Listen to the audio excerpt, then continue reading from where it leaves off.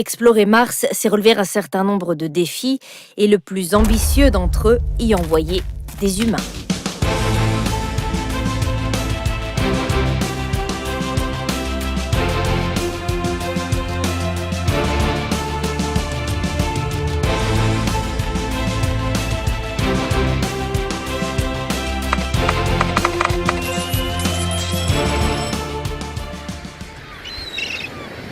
Depuis des siècles, les humains repoussent les limites de l'exploration.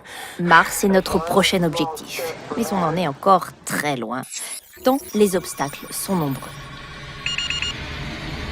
Aller sur Mars signifie y déposer des humains, bien sûr, mais aussi tout ce dont ils ont besoin pour y vivre.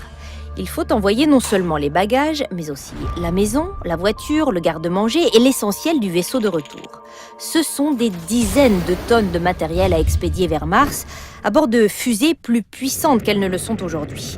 Et autant de masse qu'il faudra ensuite faire atterrir sur la planète avec beaucoup de précision. Aujourd'hui, les engins les plus lourds qui ont atterri sur Mars dépassent à peine la tonne. Et pour les futurs équipages, l'aventure martienne restera une mission périlleuse.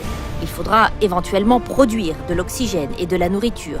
Il faudra extraire de l'eau gelée dans des glaciers enfouis ou celle emprisonnée dans les sulfates. Pourquoi ne pas apporter de l'eau terrestre ? Eh bien, car la quantité d'eau nécessaire estimée pour une mission d'exploration se chiffre en plusieurs dizaines de tonnes. Ça va faire cher la bouteille. Il faudra aussi monter une usine qui utilisera les ressources locales pour produire le carburant et faire le plein de la fusée de retour. Le voyage lui-même est risqué. Les rayons cosmiques qui sillonnent l'espace peuvent provoquer des maladies plusieurs années après le voyage. Sans parler du défi psychologique. Les missions habitées dureront plus de 2 ans.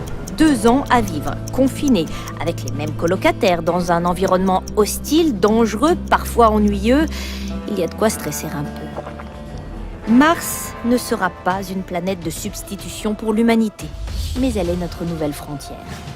Dans 20 ans, des astronautes auront probablement déjà survolé la planète rouge. Pour l'atterrissage, il faudra encore attendre un peu, mais l'humain sur Mars sera bien le programme spatial de ce siècle.